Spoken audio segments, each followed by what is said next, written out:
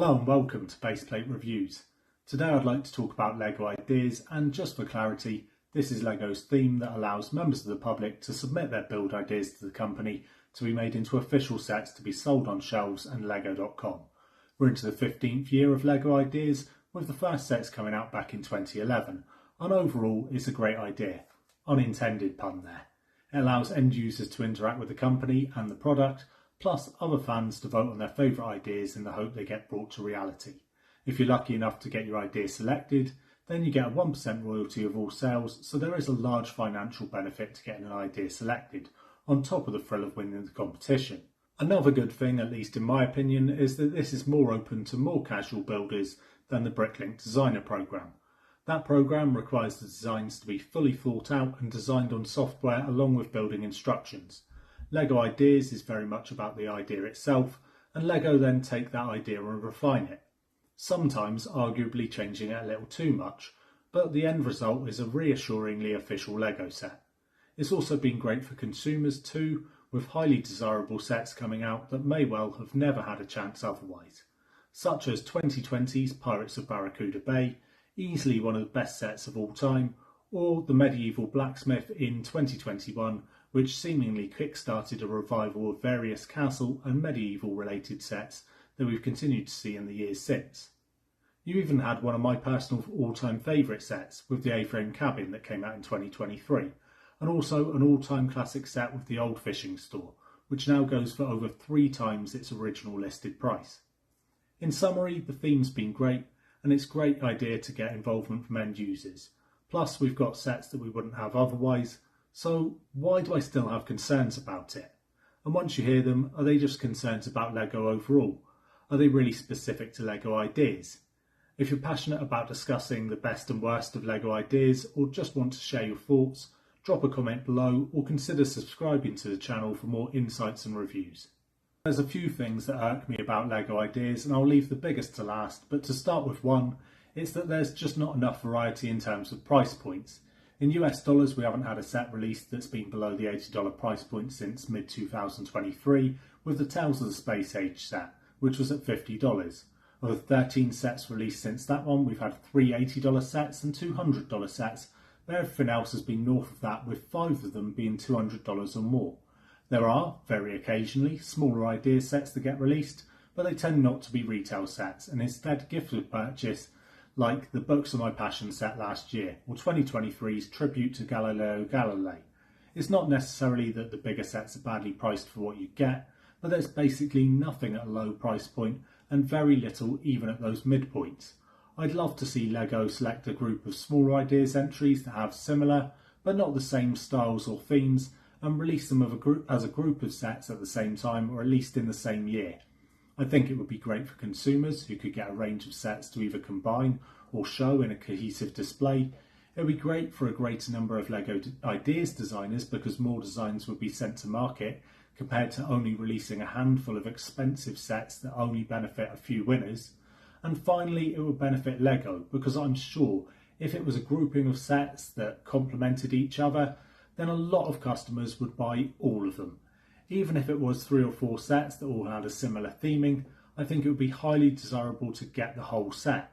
At a lower price point, it would also be a way to introduce LEGO ideas to a wider range of customers. As I said, recent sets just haven't been at a lower price point, locking ideas off to almost exclusively adult builders only.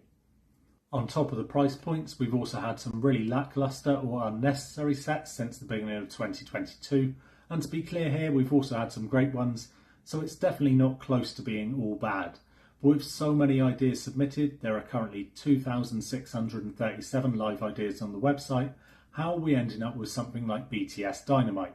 It's not just that the ideas selected are sometimes uninspiring, it's also that some have been poorly executed, and I suppose the worst culprit here would be the table football set, which went from the original idea of a fairly faithful 11 versus 11 foosball table to a massively smaller 5 versus 5 build that looked nothing like the original. Oh, but it's all cool guys, here's a mini head fig with vitiligo. I understand why they had to change it, it simply wouldn't hold together when played with otherwise, but the issue here isn't actually changing it. If they couldn't bring that idea to physical reality with success, then it shouldn't have been selected at all. I imagine they worked out pretty quickly it wouldn't work, so why wasn't it just ditched? Another one that had some issues with changes made to it was Tim Burton's The Nightmare Before Christmas set, which came out last year.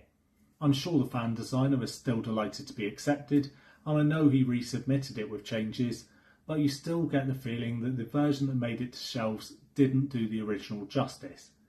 Even a couple of minifigures were substituted. I'm pretty certain the Dr. Finkelstein one was removed because LEGO couldn't possibly bear showing a character that's an antagonist, a bad guy in a wheelchair.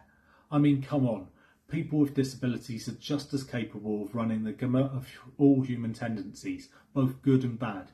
It's an outright myth that people with disabilities are always portrayed in a negative light. In fact, they're condescendingly nearly always portrayed as unfailingly good. It's tiresome.